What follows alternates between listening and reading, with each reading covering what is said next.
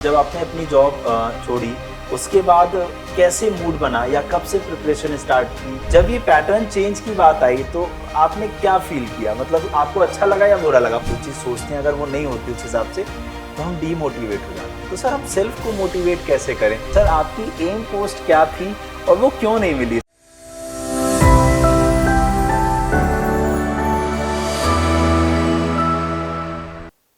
मुश्किल नहीं है दुनिया में, तू कोशिश तो कर। ख्वाब बदलेंगे हकीकत में, तू जरा कोशिश तो कर। अगर आप कोशिश करते रहते हैं तो आपकी ख्वाब ऐसा ना हो कि वो पूरे नहीं हो। अगर आपने मंजिल अपनी ठान ली है कि मुझे ये प्राप्त करनी है, अगर आपने ठान लिया है कि मुझे इस मंजिल पर पहुंचना है, तो कुछ भी हो जाए आप मंजिल को प्राप्त करते ही करते हैं। तो आज ऐसे ही एक शख्स से हम मुलाकात करेंगे जो है संदीप कुमार जी, संदीप कुमार द्विवेदी जी, जो एक्स सर्विसमैन है। उन्होंने अपनी जॉब करने के साथ साथ एक सपना देखा कि मैं एसएससी के थ्रू सीजल में सेलेक्ट होकर भी जॉब लेना चाहूंगा, और उन्होंने हिम्मत नहीं हारी और बराबर निरंतर प्रयास करते रहे और फाइनली एसएससी सीजल 2022 में जो यूडीसी की पोस्ट पर, एसएससी सीजल 2022 में यूडीसी की पोस्ट पर सेलेक्ट हुए हैं। और आज हम मुलाकात करेंगे संदीप द्विवेदी जी से, बात करेंगे। सर पहले तो आप बताइए आप कैसे हैं? ये बहुत अच्छा है। बढ़िया है। देखिए सर से मिलके मुझे सच में बताऊं बहुत अच्छा लगा कि आप सोचिए आप इतनी कम एज होती है और आप कहते हो कि सर तैयारी करने में मन नहीं लग रहा है। सोचो सर ने जॉब करने के साथ साथ फिर से जॉब जब अपनी छोड़ी उसके बाद सर ने बराबर पढ़ाई की, तैयारी की और उसके बाद आज सर सेलेक्ट हैं सीजीएल में। तो सर से हमें बहुत कुछ सीखने को मिलता है और स्टूडेंट्स आप सबसे ज्यादा सीखिए यहाँ पर सर से। तो सर आप अपने बारे में कुछ बताइए सर। सर मेरा नाम संदीप कुमार द्विवेदी है। हाँ। मैं बेसिकली फतेहपुर यूपी से हूँ। जी जी सर। ये कानपुर और इलाहाबाद के बीच में पड़ता है। जी जी बिल्कुल सर, ये भी अब डिस्ट्रिक्ट ही है आपका ये भी हमारा डिस्ट्रिक्ट ही है। जी सर।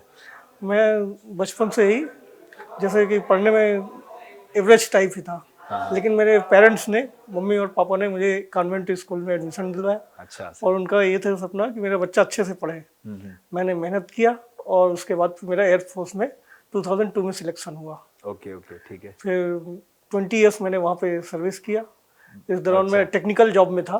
Okay okay. वहाँ पर बहुत एक अच्छा एक्सपीरियंस रहा मेरा। वहाँ पर मेनली क्या है, आप को पता चलता है कि जैसे सिविल लाइफ और डिसिप्लिन लाइफ में क्या डिफरेंस रहता है। हाँ नहीं ये तो सर मैंने भी देखा है कि जैसे जब डिफेंस के जितने भी लोग होते हैं बहुत डिसिप्लिन्ड होते हैं, हर चीज में पंक्चुअलिटी, टाइम पे सारी चीजों को करना, किसी काम को टाइम से शुरू करना, किसी टाइम को टाइम से खत्म करना काम को। ये डिसिप्लिन केवल मुझे डिफेंस के अंदर ही दिखाई देता है, एक जनरल लाइफ में नहीं होता। तो मुझे क्या, मैं इस बात को कहूं कि आपके सिलेक्शन में उस डिसिप्लिन का भी बहुत बड़ा रोल रहा कि आपने जो टाइम टेबल बनाया हो पढ़ाई के लिए या जो चीजें सोची हो वो आपने बिल्कुल उस टाइम के तहत कर पाए हो इस जॉब की वजह से ही। यस सर, बिल्कुल। जो भी बंदा फोर्स में रहता है उसको एक डिसिप्लिन रहता है कि मीन्स मुझे इस टाइम पे ये काम होना चाहिए, और वो कोशिश करता है कि अपने टाइम पे काम खत्म करने की। नहीं नहीं बिल्कुल। तो देखो आप सर ने 20 ईयर्स 20 साल एयरफोर्स में सर्व करने के बाद, जॉब करने के बाद सर ने सोचा कि नहीं अब मुझे सीजीएल की तरफ भी जाना है। लेकिन अभी मैं आपको नहीं बताऊंगा, लेकिन सर ने बहुत तैयारी की, बहुत सारे एग्जाम्स दिए, बहुत सारे एग्जाम्स निकाले भी, ये सर खुद ही बताएंगे आपको तो ज्यादा अच्छा लगेगा। तो सर आप अपने जॉब एक्सपीरियंस भी शेयर करिए, क्योंकि मैं ये भी चाहूंगा कि जितने हमारे एक्स सर्विसमैन भाई हैं उन्हें भी पता चले कि ऐसा नहीं है कि जब हम वहां से जॉब खत्म होती है हमारी, क्योंकि ज्यादातर शॉर्ट सर्विस कमीशन के तहत चलते हैं हम लोग डिफेंस में, तो ऐसा नहीं कि उसके बाद हमारे लिए आगे रास्ते नहीं है। आगे हमारे पास बहुत अच्छी अपॉर्चुनिटीज है, बहुत अच्छे रास्ते हैं और फ्यूचर हमारा बहुत ब्राइट है। तो सर बिल्कुल आप बताइए। जैसे क्या है कि उस वहाँ पे हमारा एक टाइम रहता है और कभी कभी टाइम नहीं भी रहता। कोई भी काम कभी भी आ सकता है। हाँ बिल्कुल फौज में हम ये नहीं सोच सकते कि नहीं हमको ये एक शेड्यूल काम है। अच्छा जी जी। तो जैसे हमको पता रहता है कि कभी भी कोई काम आ सकता है, तो हम उस हिसाब से अपने आप को प्रिपेयर करके रखते हैं। जो भी उसमें टाइम मिलता है हम उस कोशिश करते हैं कि उसमें जो अपने, जैसे हमने जो टारगेट सेट किया कि हमें बैंकिंग करना है, हमें एसएससी करना है, तो हम उसी बीच में हम थोड़ा थोड़ा पढ़ते रहेंगे। और हर एक उसमें कंटिन्यूटी बहुत जरूरी है। जब आप शुरू कीजिए तो उसके बाद कंटिन्यूटी बहुत जरूरी है कि अगर आप किसी चीज़ के कर रहे हैं, जैसे ऑनलाइन कोई प्लेटफॉर्म ले रहे हैं आप, तो आप उसकी लगातार कोचिंग करते रहिए। हाँ मतलब रेगुलरिटी मेंटेन रखना, रेगुलरिटी बहुत जरूरी हाँ है। बहुत जरूरी है। अच्छा सर, तो आपने जब आपने अपनी जॉब छोड़ी, उसके बाद कैसे मूड बना या कब से प्रिपरेशन स्टार्ट की? क्या माइंड में आया कि मुझे किसकी तैयारी करनी चाहिए? क्योंकि बहुत रास्ते हैं, अब तो एक्स सर्विसमैन्स के लिए भी बहुत सारे ऑप्शंस हो गए हैं हमारे पास। तो आपने क्या थॉट आया आपके दिमाग में? जैसे क्या होता है कि हम लोगों को 1 साल 3 महीने पहले ही पूछा जाता है कि आपको आगे सर्विस कंटिन्यू करनी है या नहीं करनी है, वीआरएस के अच्छा, लिए। वीआरएस के लिए, ठीक वीआरएस है। के लिए। हाँ, तो उसी समय से जैसे हमने तैयारी शुरू कर दी थी, जैसे हमारा टारगेट था बैंकिंग और एसएससी का, अच्छा ठीक है सर। तभी से हमने पढ़ना, पहले यूट्यूब में पढ़ना शुरू किया। उसके बाद फिर मैंने पेड कोर्स में एडमिशन ले लिया। जी, जी। तो क्या है कि जैसे आपको कोई टॉपिक नहीं समझ में आ रहा है तो आप पेड क्लास में रिकॉर्डेड क्लासेस पड़ी रहती हैं, आप उसको समझिए। कोई बैच चल रहा है, आप उसमें एडमिशन लीजिए और कंटिन्यूटी बनाए रखिए। बिल्कुल, जैसे फौज में क्या होता है कि अभी कभी कभी आप कंटिन्यू नहीं रह पाते हैं, बिल्कुल सर, तो आप सही बात। रिकॉर्डेड क्लास देख सकते हैं। बाद में देख लिया। लेकिन सबसे जरूरी है कंटिन्यूटी, और आपको भरोसा रहना चाहिए खुद पे और जिस टीचर से आप पढ़ रहे हैं। जैसे कि मैंने आपसे रीजनिंग, जैसे मैं आपकी क्लास फॉलो करता था, जी, जी। अक्षय सर की मैथ्स क्लासेस फॉलो करता था, बिल्कुल, बिल्कुल। और बैंकिंग में शांतनु सर जी, हैं जी। और सौरभ सर हैं, जी, जी। और उनकी जैसे क्लास फॉलो करता था। और सुबह में मॉर्निंग डेली सुबह 7 बजे जो जीए भाई आशीष गौतम सर है उनको देखता हूँ। और अभी आपको अगर फास्ट कैलकुलेशन करना है तो आप वायरल मैथ्स भी जा सकते हैं। नहीं, नहीं, बिल्कुल। कैलकुलेशन अगर हमें कैलकुलेशन फास्ट करनी है, फास्ट करना। तो हम बिल्कुल। तो सर अच्छा, हर परेशान जब इंसान तैयारी करता है, कहते हैं ये स्ट्रगल का टाइम पीरियड होता है। तो आपने मतलब क्या प्रॉब्लम फेस की? मतलब क्योंकि एक जॉब छोड़ने के बाद खैर चलिए वहां से तो आपकी पेंशन आती है, ठीक है, लेकिन उसके बाद भी घर के वो खर्चे, क्योंकि सैलरी अलग होती है, पेंशन अलग होती है, जस्ट हाफ हो जाती है। तो क्या प्रॉब्लम्स आपने फेस की उस ड्यूरेशन में, जो आपने तैयारी का जो आपका ये ड्यूरेशन रहा, तो वो क्या प्रॉब्लम्स आई, परेशानियां क्या आई, वो बिल्कुल। जैसे कि हम लोग पहले से सोच लेते हैं कि हमें छोड़ना है, तो उस हिसाब से एक थोड़ा प्रिपरेशन करके रखते हैं और कुछ सेविंग्स बचा के रखते हैं कि क्योंकि उस पेंशन से आपका काम नहीं चल सकता है। सही बात है। तो आपको सेविंग उस हिसाब से बचा के रखना है।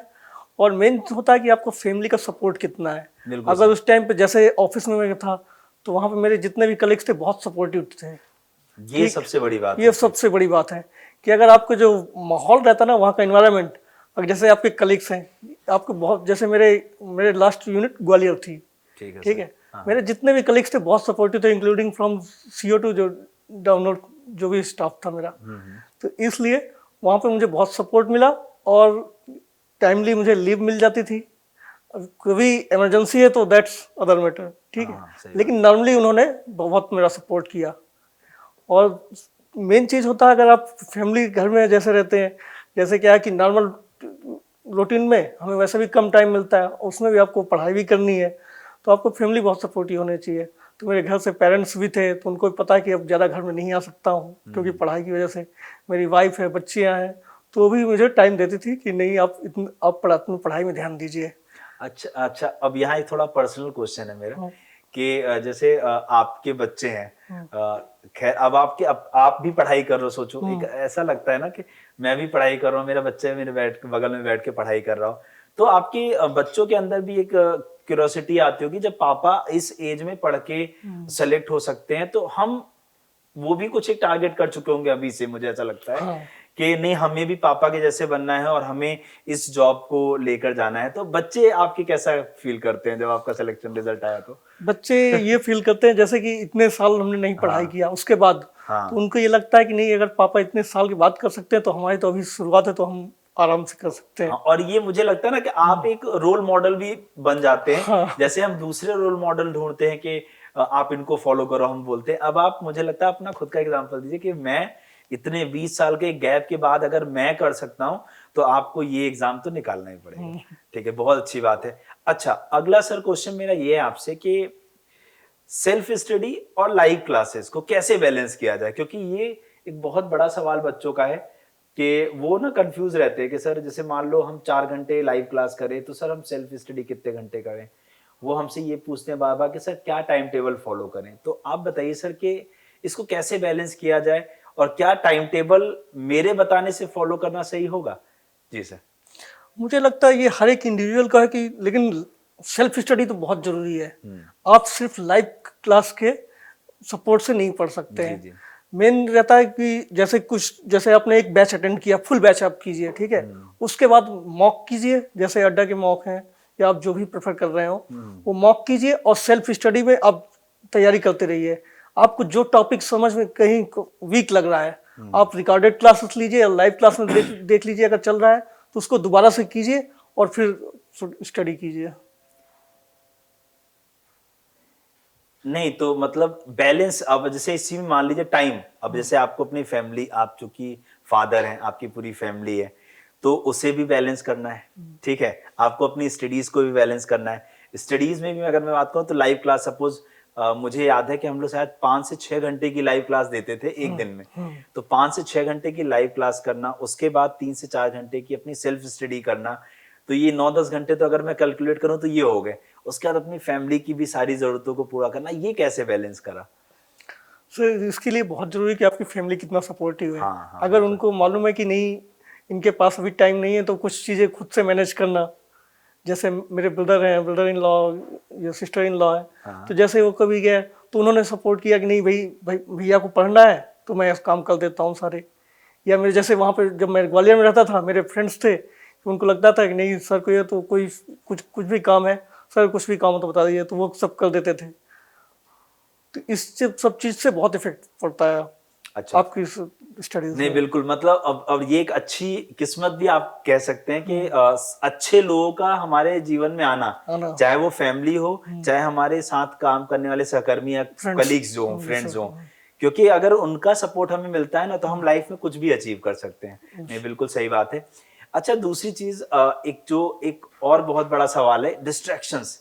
आजकल हम सोशल मीडिया, जैसे यूट्यूब खोला हमने, और यूट्यूब हमने खोला, पता चला हम क्लास कर रहे थे और उधर सर ने थोड़ा क्वेश्चन ज्यादा देर समझाना शुरू किया, उतनी देर में हमने स्वाइप किया और हम दूसरे वीडियो पे चले गए। तो डिस्ट्रैक्शन है बहुत सारा सोशल मीडिया से। तो सोशल मीडिया का हम यूज किस तरीके से अपनी तैयारी के लिए करें, वो आप एक बार बच्चों को बताइए तो। ये सबसे बड़ा डिस्ट्रैक्शन है। आप चाहे छोटे सा बच्चा हो या कोई बड़ा बच्चा हो, हाँ कोई भी हो, हर एक के लिए लाइफ में ये जब से कोरोना के बाद से, क्योंकि ऑनलाइन स्टडीज कंपलसरी टाइप हो गया है, बिल्कुल सही बात, सारे होमवर्क सब कुछ उसी में आते हैं। तो ये चीज बच्चों को बहुत सीखना चाहिए कि उनको कितना टाइम देना है। अगर सोशल मीडिया में आपने 1 घंटे से ज्यादा समय दिया, 1 घंटा भी बहुत ज्यादा होता है, सही ठीक बात है, सर। तो इसका मतलब है कि आप स्टडीज से बहुत दूर जा रहे हैं। और जैसे कि टेलीग्राम है, टेलीग्राम में ग्रुप में मेन चीज है कि आप उसमें क्या देखना चाहते हैं। सही बात, उसमें मूवीज भी आती हैं, उसमें कई तरह के ग्रुप रहते हैं जहाँ पे तरह तरह के मैसेज आते हैं। व्हाट्सएप में है, आपका होमवर्क भी आता है और उसमें आपके फ्रेंडशिप से चैट भी होती है। सही बात, इंस्टाग्राम में भी यही है, सेम चीज है। तो फेसबुक में भी आप किस तरह यूज करते हैं। तो मेन यही है कि आप कितना बच सकते हैं सोशल मीडिया से। जितनी आप दूरी बना के रखेंगे आपकी तैयारी उतनी अच्छी रहेगी।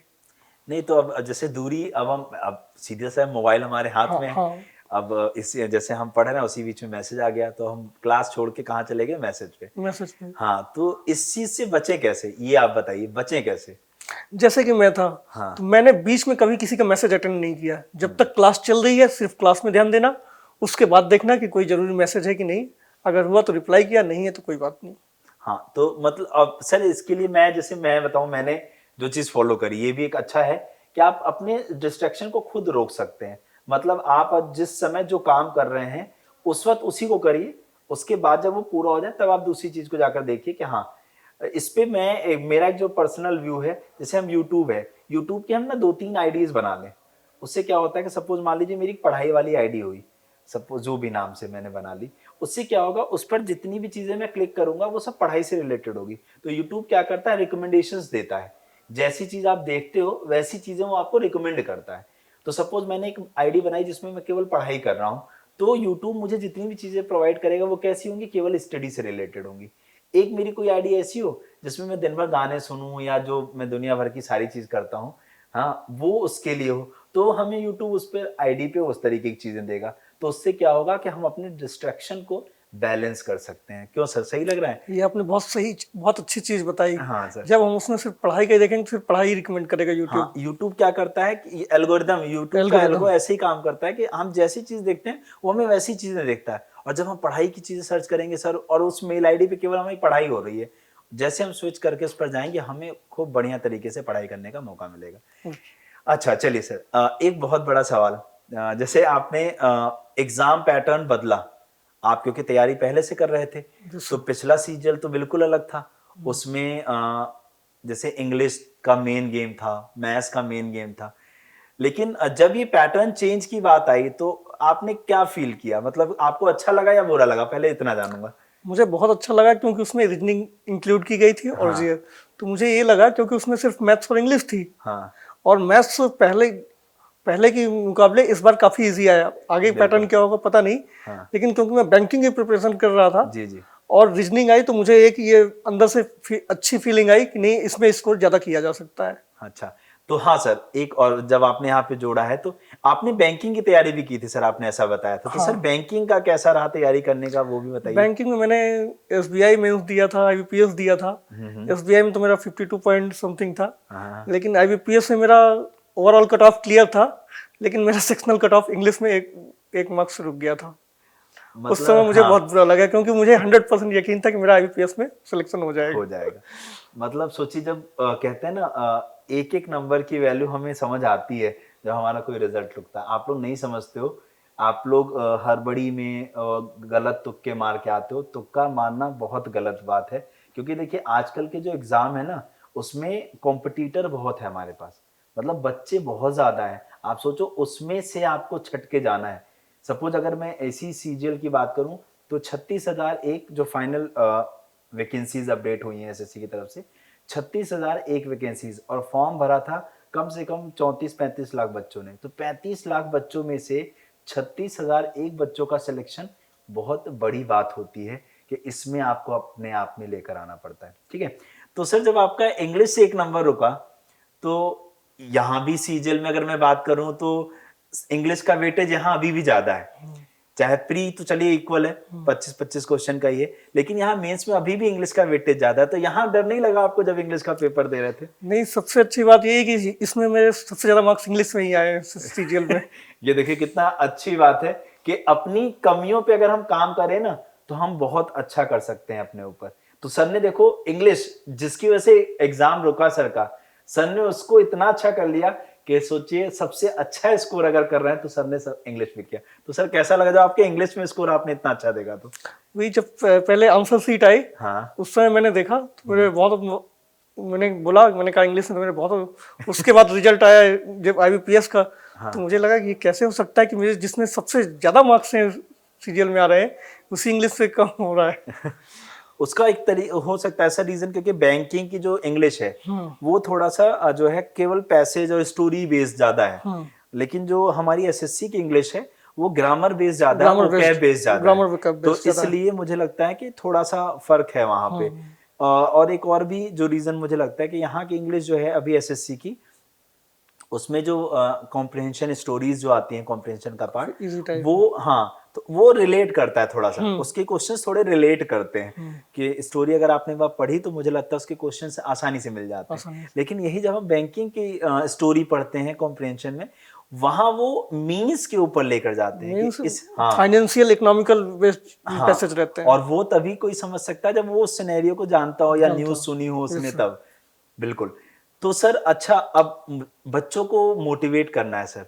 2023 सीजन आपको भी पता है कि एग्जाम पैटर्न सेम है, लेकिन इस बार से वैकेंसीज बहुत कम है। वैकेंसीज कम है। हाँ, 36,001 वैकेंसी के कंपैरिजन में 7500 7500 वैकेंसी। तो सर क्या करना चाहिए बच्चों को, एक बार सर आप जरूर गाइड करिएगा सर। मैं सारे बच्चों को यही कहना चाहता हूँ, सबसे बड़ी रेगुलरिटी और कंटिन्यूटी। आप लगातार जो भी कर रहे हैं, लाइव क्लास या पेड क्लास, पहली बात तो टीचर के ऊपर आपको 100% भरोसा होना चाहिए कि नहीं, टीचर्स मेरे बहुत अच्छे पढ़ा रहे हैं।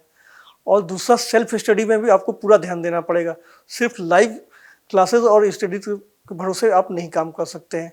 कम से कम आपको सेल्फ स्टडी में 8 घंटे निकालने ही पड़ेंगे, तभी आप कर सकते हैं। और दूसरा, मॉक लगातार लगाते रहिए, क्योंकि बिना मॉक के बहुत मुश्किल है निकालना।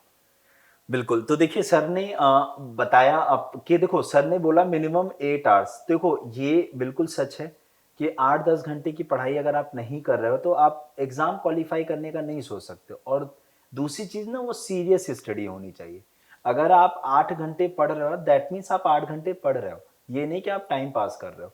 क्योंकि हमने 8 घंटे अगर पूरा कर लिया तो उससे सिलेक्शन नहीं होना। हम कह रहे हैं आप 8 घंटे नहीं पढ़ सकते, कोई बात नहीं, आप 6 घंटे पढ़ो, 4 घंटे पढ़ो, लेकिन वो 4 घंटे ना आप खुद को जस्टिफाई कर पाओ कि हाँ मैंने जो 4 घंटे पढ़े हैं वो मुझसे कभी भी कोई पूछेगा तो मैं उसे फटाक से बता दूंगा। तो सीरियस होकर स्टडी करनी पड़ेगी।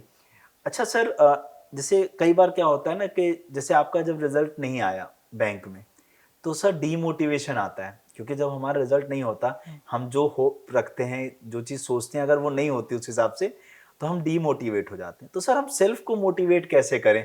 क्योंकि ये भी एक बहुत बड़ा सवाल है। बच्चे पढ़ते पढ़ते कहते हैं सर नहीं समझ आ रहा कि कैसे होगा, सर अब मन नहीं लग रहा पढ़ने में, बहुत पढ़ लिया सर, 4-5 एग्जाम दे लिए, नहीं निकल रहा है। तो सर कैसे मोटिवेट करेंगे बच्चों को, रखें सेल्फ सेल्फ मोटिवेशन? मोटिवेशन तभी आता है जब जिनका सिलेक्शन हुआ वो भी हमारे बीच में सही है। अगर वो कर सकते हैं तो हम भी कर सकते हैं। बिल्कुल सही बात है। अगर वो मेहनत कर सकते हैं तो हम भी मेहनत कर सकते हैं। और उस समय थोड़ा सपोर्ट चाहिए होता है फैमिली का।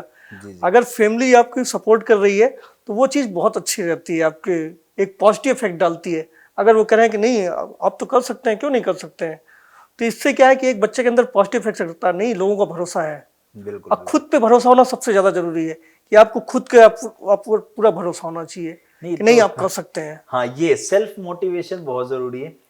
तो सर आप कुछ ऐसा बताना चाहेंगे जिससे बच्चे खुद को भी मोटिवेट कर सके, ऐसा कुछ आपका गुरु मंत्र, जिससे मैं अगर डीमोटिवेट हो रहा हूँ मान लीजिए पढ़ते पढ़ते, तो मैं कुछ ऐसा करूं, कोई ऐसी बात आपके मन में हो जो आप, जिससे आप अपने आप को खुद सेल्फ मोटिवेट करते रहो कि फैमिली की सारी चीज को भी हमने कर लिया लेकिन मैं सेल्फ मोटिवेटेड हूं कि मुझे ये एग्जाम इस बार निकाल लेना है। सेल्फ मोटिवेट करने का कोई गुरु मंत्र आपके मन में हो? जैसे मेरा ये रहता है कि अगर मैं ये करूंगा तो मेरे पेरेंट्स, मेरे बच्चे, जो भी मेरी फैमिली बहुत खुश होगी। उनका आप फेस याद कीजिए, सही तो बात। वो चीज आपके पेरेंट्स जो होते हैं उनसे बड़ा कोई आइडल हो नहीं सकता आपका। जो उन्होंने आपकी वो आपके लिए करते हैं वो सबसे बड़ी चीज है। आप उनके लिए क्या अच्छा से अच्छा कर सकते हैं, अगर आपके अंदर ये फीलिंग है तो इससे बड़ा मोटिवेशन कोई हो नहीं सकता। मतलब पेरेंट्स, हाँ सही बात है सर, कि हम पेरेंट्स को देखें, पेरेंट्स के एम्स जो उन्होंने हमसे लगा रखे हैं वो अगर हम दिमाग में हमेशा रखें तो मुझे लगता है हम सेल्फ डीमोटिवेट हो ही नहीं सकते, हो ही नहीं सकता हमेशा हम मोटिवेटेड रहेंगे। सही बात है। अच्छा सर, जैसे अब 2 टीयर्स में आपका एग्जाम होना है और फिर डॉक्यूमेंट वेरिफिकेशन तो एक तरीके की फॉर्मेलिटी होती है, बट टीयर 1 और टीयर 2, जैसे बच्चे क्या होते हैं टीयर 1 की पहले तैयारी करते हैं, फिर सोचते हैं जब टीयर 1 निकल जाएगा फिर हम टीयर 2 की तैयारी शुरू करेंगे। तो टीयर 1 और टीयर 2 के इस बदले पैटर्न को आपने कैसे समझा? दूसरी चीज, क्या आपने इसको समझ के आप बच्चों को कैसे बताना चाहेंगे कि क्या टीयर 1 की तैयारी पहले करें फिर रुक के करें, या जो बच्चा सोचता है कैसे करनी चाहिए दोनों की तैयारी? मुझे लगता है दोनों की तैयारी एक ही साथ करनी चाहिए। आप अलग अलग ये सोच के नहीं कर सकते कि जब मेरा टीयर 1 निकलेगा तब मैं टीयर 2 की तैयारी करूंगा, क्योंकि उस समय टाइम बहुत कम रहता है और आप फिर उसकी तैयारी नहीं ठीक से कर सकते हैं। तो आप जब टीयर 1 की करते हैं तो टीयर 1 और टीयर 2 की दोनों की साथ तैयारी कीजिए, और लगातार जैसे कि बुक्स भी मिलती हैं अड्डा की, तो आप वो भी साथ में रखिए, तो आपकी सेल्फ स्टडी में बहुत हेल्प करती है। बिल्कुल। तो देखिए सर ने बताया कि जैसे मैं आपको बताऊं, सर क्लास करते थे जब हमारी, तो सर ने अभी थोड़ी देर बाद जब हमने की तो सर ने बताया कि जब सर पेपर देने गए तो सर को मतलब ये कहीं से फील नहीं हुआ कि नहीं ऐसी चीज़ें हैं जो उन्हें नहीं आती, मतलब पेपर में उन्हें सब आता हुआ ही लग रहा था। लेकिन सर से बात करते तो एक बात ये पता चली कि ओवर कॉन्फिडेंस नहीं आना है पेपर में, क्योंकि सर से कुछ ऐसे क्वेश्चंस गलत हुए जो सर की एम पोस्ट थी उस तक नहीं ले जा पाए, क्योंकि वो कुछ क्वेश्चन सर से ऐसे गलत हुए, वो सर ही बताएंगे। तो सर आपकी एम पोस्ट क्या थी और वो क्यों नहीं मिली सर, वो बच्चों को बताइए। तो जैसे कि मैं एम कर रहा था सीएजी अकाउंटेंट या ऑडिटर का, जी जी। लेकिन मेरे रीजनिंग के कुछ ऐसे इजी क्वेश्चन गलत हुए जो कि सिर्फ ओवर कॉन्फिडेंट की वजह से। जैसे सिलॉग है तो अगर मुझे कोई सोते हुए जगह के तो मैं तुरंत उसको सही करूंगा, डिस्टेंस डायरेक्शन है, लेकिन वहां पर वो क्वेश्चन गलत हुए और वो चीज़ जब भी मुझे याद आता तो बहुत फील होता है। तो इसलिए वहां पर ओवर कॉन्फिडेंट नहीं होना, क्योंकि आपके पास टाइम रहेगा, टाइम तो कम रहता है लेकिन आपको प्रैक्टिस जितना मॉक करेंगे उतना स्पीड आएगी। बिल्कुल। तो देखो सर ने कहा मॉक्स, ये सही बात है। जैसे एक लाइन भी है ना, practice makes a man perfect. तो आप परफेक्ट कब बनते हो? जब आप बराबर प्रैक्टिस, निरंतर प्रयास ही आपको सफलता की तरफ लेकर जाता है। तो आपको प्रयास निरंतर करते रहना पड़ेगा। और प्रैक्टिस, देखो मॉक्स का क्या फायदा होता है मैं भी आपको बताना चाहूंगा। मॉक्स लगाने से क्या होता है, पहली चीज तो आप डे 1 कभी ये मत सोचिएगा मॉक लगाते वक्त कि आपका नंबर बहुत ज्यादा आएगा। आप डे 1 पे ऐसा सोचिएगा कि आपको मैक्सिमम सही करना है।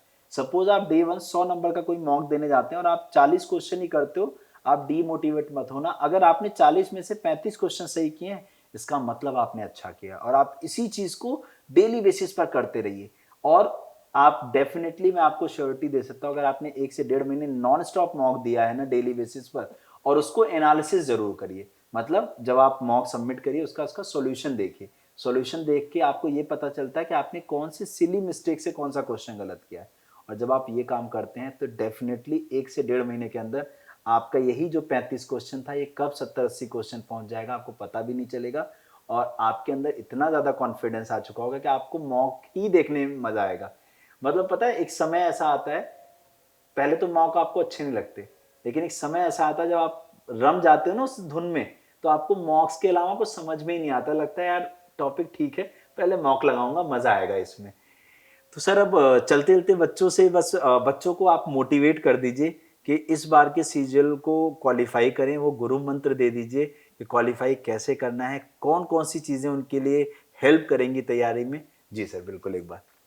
मैं तो सिर्फ यही कह सकता हूँ कि जैसे आप मॉक लगाना शुरू करते हैं तो सबसे पहले उसमें एक्यूरेसी में ध्यान दीजिए। एक्यूरेसी के साथ साथ स्पीड आपकी अपने आप ही आ जाती है। बिल्कुल बिल्कुल। और रेगुलरिटी और कंटिन्यूटी सबसे ज़रूरी चीज़ें हैं। और आपको ये भी ध्यान रखना है कि आपसे एक्सपेक्टेशन आपके पेरेंट्स की बहुत है, तो आप उनको मोटिवेशन के तौर पे लीजिए, आइडल के तौर पे लीजिए, आपका हमेशा बहुत अच्छा ही होगा। जी, तो बहुत अच्छा लगा संदीप द्विवेदी जी के साथ बात करके। और मैं सच बताऊं तो सर की एज बहुत ज़्यादा है। हाँ, मैं सर के सामने एज में बहुत छोटा हूं, लेकिन सर से बात करके मुझे सच बताऊं कहीं से भी ये नहीं लगा कि हम लोगों में एज का इतना डिफरेंस है, क्योंकि सर के अंदर जो जज्बा है ना पढ़ाई का, वो देख के मुझे बहुत अच्छा लगा। और लिटरली मैंने एक चीज़ फील की सर से बात करते हुए कि डिफेंस से जब हम आते हैं ना बाहर, तो हमारी लाइफ कितनी डिसिप्लिन्ड होती है। सर से सीखने को मुझे मिला कि टाइम बैलेंस करना, डिसिप्लिन में रहना, डिसिप्लिन में चीज़ों को करना आपके सिलेक्शन में कितनी ज़्यादा हेल्प करता है। तो मैं भी आप लोग को जाते जाते एक बात कहना चाहूँगा कि आप अगर कोई भी काम करने की सोच रहे हैं उसको कल पे मत डालो, सेम डे उसे फिनिश करो। इसी को कहते हैं डिसिप्लिन। और जब आप डिसिप्लिन में रह के अपनी लाइफ जीते हो, अपनी प्रिपरेशन करते हो, तो ये सच है कि आपका सिलेक्शन दुनिया की कोई भी ताकत नहीं रोक सकती। और वो तो एक लाइन ओम शांति ओम मूवी के आप सभी लोग को पता है कि जब पूरी कायनात आपको किसी चीज़ से मिलाने में लग जाती है ना, तो वो चीज़ आपसे आके ज़रूर मिलती है। तो इन्हीं लाइनों के साथ मैं आज के इस साक्षात्कार को या इस इंटरव्यू को यहीं पे रखूँगा और ऑल द वेरी बेस्ट कहना चाहूँगा, क्योंकि 2023 का एग्ज़ाम आपका लाइनअप है। आप लोग तैयारी करिए और आप लोग के साथ भी जल्द ही हम ऐसे ही मुलाकात करेंगे। Thank you.